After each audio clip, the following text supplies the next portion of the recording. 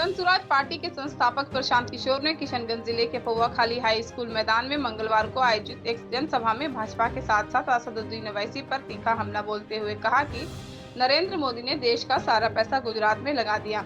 गुजरात की तरक्की के लिए फैक्ट्रियां लगवाई और बिहार का बच्चा वहां जाकर आज नौकरी खटने का काम करते हैं। वहीं उन्होंने कहा कि असदुद्दीन ओवैसी सिर्फ मुसलमानों को एकजुट कहने की बात करते हैं, लेकिन मैं मुसलमान और हिंदू दोनों को एकजुट करने की बात करते हुए अपना रहनुमा चुनने की बात करता हूं। बताते चले कि पौवाखाली पहुंचने पर उनका जोरदार स्वागत हुआ। वहीं उन्होंने भाजपा पर दो समुदाय के बीच तनाव उत्पन्न करने का आरोप लगाया। उन्होंने कहा कि मुसलमान भाजपा विरोधी विचारधारा वाले हिंदुओं के साथ मिलकर ही भाजपा को हरा सकती है, वरना दूसरा कोई फॉर्मूला नहीं है। प्रशांत किशोर यही नहीं रुके और राजद एवं जनता दल यूनाइटेड पर भी तंज कसा और कहा कि मुसलमानों ने कभी नीतीश कुमार को तो कभी लालू यादव को वोट देकर हमेशा खुद को ठगाई महसूस किया है। मुसलमान लालू यादव के लालटेन में सिर्फ तेल बनने का काम किया, जिससे लालू यादव के घर में उजाला तो हुआ किंतु आपका घर जल गया। इस मौके पर प्रोफेसर मुसब्बिर आलम, डॉक्टर विजय कुमार, इकरामुल हक सहित अन्य लोग मौजूद थे। मुस्लिम भाई आए हैं, ये इनको पता नहीं चल रहा है। देश में बड़ी हालत खराब है। लोग मुस्लिम समुदाय के लोग कहते हैं, अरे भाई आगे का रास्ता नहीं सूझ रहा, आगे का रास्ता नहीं सूझ रहा है, क्या किया जाए, किसको वोट दें? जिसको वोट दिया वही हम लोग को ठग रहा है। हम आपको बता रहे हैं कि आपकी ये दुर्दशा क्यों है, आपकी ये दुर्दशा क्यों है, ये आपको बताने आए हैं। इसलिए नहीं कि लालू जी ने आपको ठगा, इसलिए नहीं कि कांग्रेस ने आपको ठगा। आपकी दुर्दशा इसलिए है, मुसलमानों की दुर्दशा इसलिए है कि आपके दीन में, आपके कौम में सामाजिक राजनीतिक जीवन के नजरिए से जो बातें पैगंबर साहब ने आपको बताई, आपने उसका भी ध्यान नहीं रखा है। जिस कौम के सबसे पवित्र ग्रंथ कुरान का पहला शब्द है इकरा, जिस कौम के सबसे पवित्र ग्रंथ कुरान का पहला शब्द है इकरा, मतलब पढ़ो, वो कौम आज देश की सबसे अनपढ़ कौम है और आपको अपने बच्चों के पढ़ाई की चिंता नहीं। आप कहते हैं कि हम उसको वोट देंगे जो भाजपा को हराएगा। आपको बताया गया, इस्लाम में बताया गया कि हक और बातिल में आपको हक के साथ खड़ा होना है। लेकिन आज जो मुसलमान यहाँ बैठे हैं, आपको हक की चिंता नहीं है, आपको तादाद के साथ जाना चाहते हैं। तादाद में अगर बातिल भी दिखता है, भाजपा को हराता हुआ दिखता है, तो आप तादाद के साथ जाते हैं। तो आपको भाजपा से भी डरने का जरूरत नहीं है। अपने दम पर खड़ा होइए, अपने बच्चों की चिंता कीजिए, अपने बच्चों के पढ़ाई रोजगार की चिंता कीजिए। लोग वोट क्यों देता है? लोग वोट तीन वजह से देते हैं। लोग वोट देते हैं विकास के लिए, लोग वोट देते हैं राजनीतिक भागीदारी के लिए, और लोग वोट देते हैं अपने राजनीतिक विरोधी को हराने के लिए। इन तीनों नजरिए से 30 बरस से राजद को, लालटेन को वोट देने वाले लोग, आप जरा समझ लीजिए, विकास आपको मिला नहीं। आज बिहार में दलितों के बाद सबसे ज्यादा गरीब पदहाल फटेहाल अगर कोई है तो वो मुसलमान समाज के बच्चे हैं। तो विकास आपको मिला नहीं।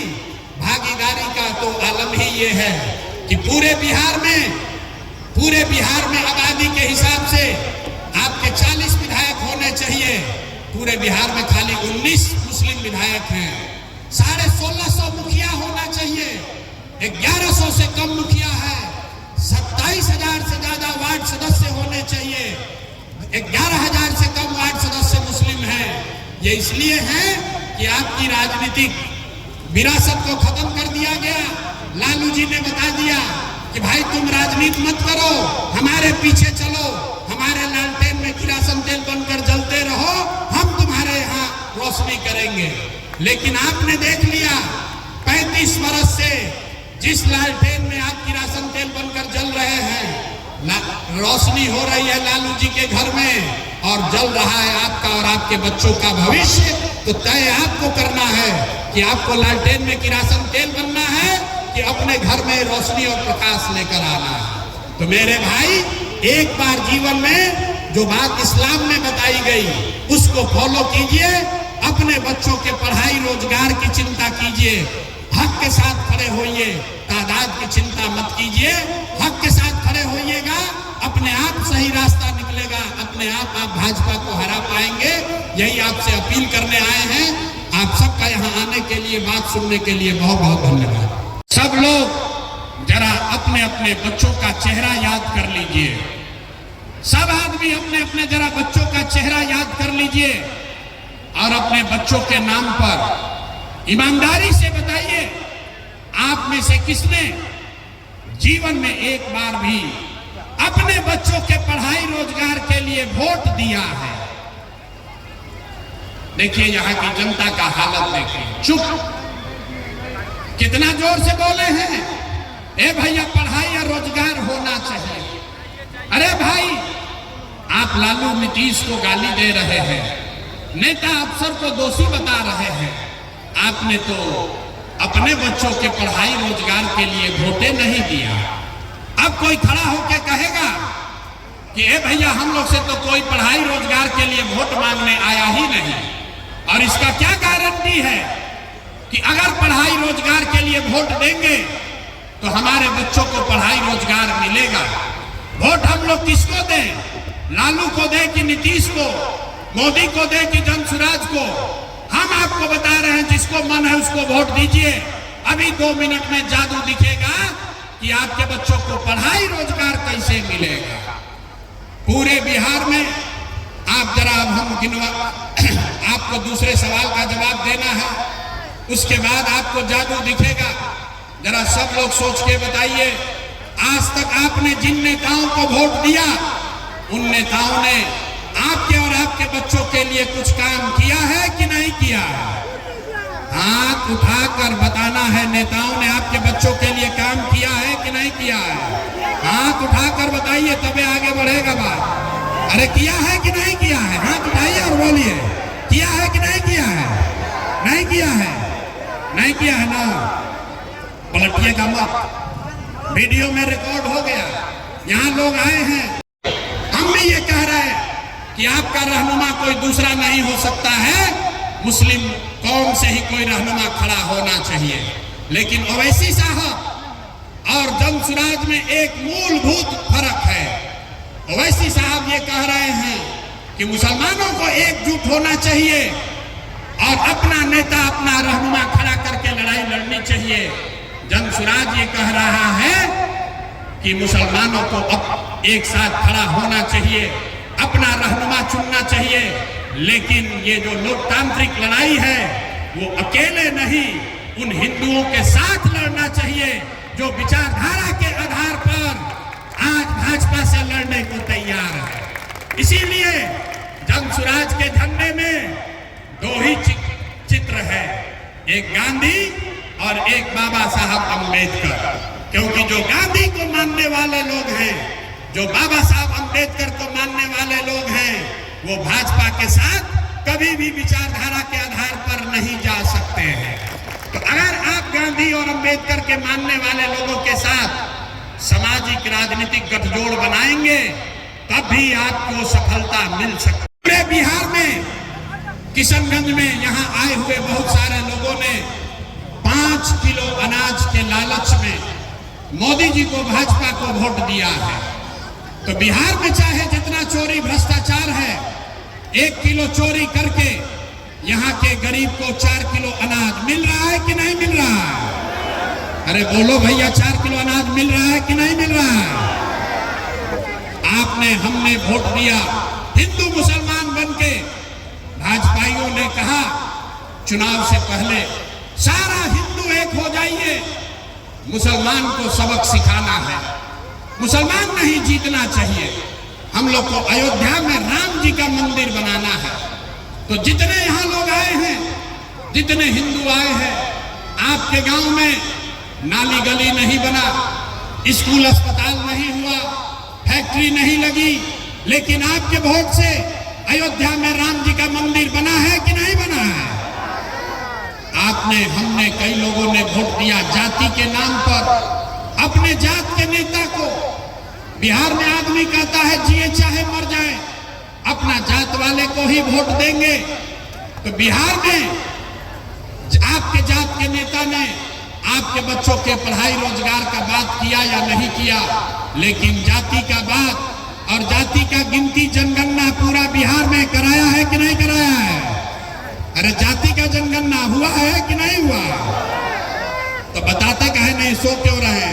जाति का जनगणना बिहार में हुआ है कि नहीं हुआ? आपने हमने कई लोगों ने वोट दिया नीतीश कुमार को। लोगों ने कहा हम लोग को बिजली पानी सड़क चाहिए। लालू जी के राज में बिजली पानी सड़क नहीं था, तो नीतीश के राज में इसी बदहाल बिहार में बिजली का बिल 2000 आए चाहे 6000, घरे घरे बिजली आया है कि नहीं आया है? अरे बोलो भाई, बिजली आया है कि नहीं आया? आपने हमने वोट दिया मोदी का भाषण सुन के कि मोदी जी ने गुजरात में बड़ा विकास किया है। तो भैया मोदी गुजरात में तो विकास कर रहे हैं, पूरा देश का पैसा ले जाकर गुजरात के गांव-गांव में फैक्ट्री लगा रहे हैं, और पूरे बिहार से, किशनगंज अररिया से आपके हमारे बच्चे गुजरात में जाकर नौकरी मजदूरी कर रहे हैं कि नहीं कर रहे हैं? अरे भाई, तो कौना बात पर वोट दिए हो जो नहीं मिला? आपने अपने बच्चों के नाम पर कहा कि भाई हम लोगों ने अपने बच्चों के पढ़ाई रोजगार के लिए जीवन में वोट नहीं दिया। यही बताने आए हैं, बोइएगा बबूल तो आम कहां से खाइएगा? वोट दोगे 5 किलो अनाज के लिए तो रोजगार कहां से आएगा? वोट दोगे हिंदू मुसलमान के लिए, मंदिर मस्जिद के लिए, तो आपके यहाँ फैक्ट्री स्कूल कहां से लगेगा? वोट दीजिएगा जाति के नाम पर तो आपके बच्चों के लिए पढ़ाई कहां से मिलेगा? आपने मंदिर के लिए वोट दिया, मंदिर बना है। आपने अनाज के लिए वोट दिया, अनाज मिल रहा है। आपने बिजली के लिए वोट दिया, बिजली आई है। आपने गुजरात के विकास के लिए वोट दिया, गुजरात में विकास हुआ है। बिहार में आपने अपने बच्चों के पढ़ाई रोजगार के लिए वोट नहीं दिया, इसीलिए आपके बच्चे अनपढ़ और मजदूर हैं। यही बात बताने के लिए आए। इसको मन है उसको दीजिए, लेकिन जो अभी रास्ता बताएंगे वैसे दीजिएगा, तो और कुछ हो या ना हो, बिहार में आपके बच्चों के लिए बढ़िया पढ़ाई और रोजगार निश्चित तौर पर हो जाएगा। और अगर न हो तो मुखिया का नहीं, विधायक का नहीं, सांसद का नहीं, अपना बेटा अपना भाई प्रशांत किशोर का गला पकड़ लीजिएगा। अब अगले 15-20 मिनट तक आपको आपस में बात नहीं करना है। आपसे कुल जमा 2 सवाल पूछेंगे, उसका आपको जवाब देना है। और अभी आपको अपने आंख के सामने दिखेगा कि आपकी गरीबी, बदहाली, परेशानी का कारण क्या है और इससे निकलने का उपाय क्या है। जितने लोग आए हैं सबको जवाब देना है, हाँ या ना बोलना है। जरा सब लोग सोचकर बताइए, आपके गांव पंचायत में, यहां किशनगंज में, आपके यहां और कुछ हो या ना हो, आप सभी के बच्चों के लिए बढ़िया पढ़ाई और रोजगार की व्यवस्था होनी चाहिए या नहीं होनी चाहिए? हाथ सबका उठना चाहिए। होना चाहिए कि नहीं होना चाहिए? जोर से बोलिए, होना चाहिए कि नहीं होना चाहिए? पढ़ाई रोजगार होना चाहिए कि नहीं होना चाहिए? होना चाहिए। हम नहीं सिखाए। देखिए यहाँ आए जितने लोग हैं कितना समझदार है, चाहे आप हिंदू हैं या मुसलमान, अगड़े हैं या पिछड़े, महिला हैं या पुरुष, पढ़े लिखे हैं या अनपढ़, सब ने कहा कि न भैया पढ़ाई और रोजगार तो होना ही चाहिए। इतनी समझ आपको सबको पहले से है, क्योंकि आपको मालूम है अगर आपके बच्चे के लिए बढ़िया पढ़ाई रोजगार हो जाए तो कोई नेता बने, कोई विधायक बने, लालू बने, नीतीश बने, मोदी बने, अगर आपके बच्चे के लिए बढ़िया पढ़ाई रोजगार हो जाए तो आपका जीवन सुधर जाएगा। ये बात आपको पहले से पता है। अब आप देखिए, आपके दुर्दशा का कारण अभी दिखाएंगे। अकेला मुसलमान, इस देश में 80% हिंदू रहते हैं, इस देश में 80% हिंदू रहता है। और पूरे देश में भाजपा को 35% वोट मिला है। तो गणित का 5वां क्लास का विद्यार्थी भी बता देगा कि 80% हिंदुओं के इस देश में अगर भाजपा को 35% वोट मिला है, इसका मतलब है कि आधे से ज्यादा हिंदू आज भी भाजपा को वोट नहीं देते हैं। जरूरत इस बात की है कि उन हिंदुओं को पहचानिए, जाति के आधार पर नहीं, विचारधारा के आधार पर। जो हिंदू विचारधारा के आधार पर भाजपा से लड़ने को तैयार है, उसके साथ सामाजिक राजनीतिक गठजोड़ बनाइए, तभी आपका पलड़ा भारी होगा। क्योंकि आधा हिंदू और मुसलमान साथी अगर साथ मिल जाए तो आप होंगे 60% और भाजपा होगी 40%। यही तरीका, यही हथियार है भाजपा को हराने का, दूसरा कोई उपाय नहीं है। यही रास्ता बता रहे हैं। गांव-गांव जाके जन सुराज में लोगों को एक ही चीज बता रहे हैं। एक बार जीवन में आप खड़े होइए और अपने बच्चों के पढ़ाई और रोजगार के लिए वोट दीजिए। इसलिए नहीं कि प्रशांत किशोर कह रहे हैं, इसलिए कि आपके हदीस में भी ये बात कही गई। सही मुस्लिम, सही बुखारी में ये लिखा हुआ है कि हर मुसलमान की उन पर ताकीद की गई है कि आपको अपने बच्चों की अच्छी परवरिश करनी है, उसको अच्छा नाम देना है, उसकी तालीम और तरबियत करनी है। और आज आप अपने बच्चों की चिंता छोड़ के लालू नीतीश के चक्कर में पड़े हैं। कौन मोदी को हराएगा, कौन मोदी को जिताएगा? मेरे भाई, एक बार जो रास्ता इस्लाम में बताया गया है उसको पकड़िए, अपने बच्चों की चिंता कीजिए, आपकी जीत अपने आप होगी, भाजपा अपने आप हारेगी। ये दुर्दशा है। अरे भाई, हम आपको क्या सिखाएंगे अगर आप पैगंबर साहब की बात नहीं मानते हो, अगर आप इस्लाम में सिखाई हुई रास्ते पर नहीं चलोगे तो आपका दुर्दशा तो होगा ही होगा। आप कह रहे हैं कि हमारा रहनुमा कौन होगा? पैगंबर साहब ने कहा कि जिस कौम को अपने रहनुमाओं की समझ न हो,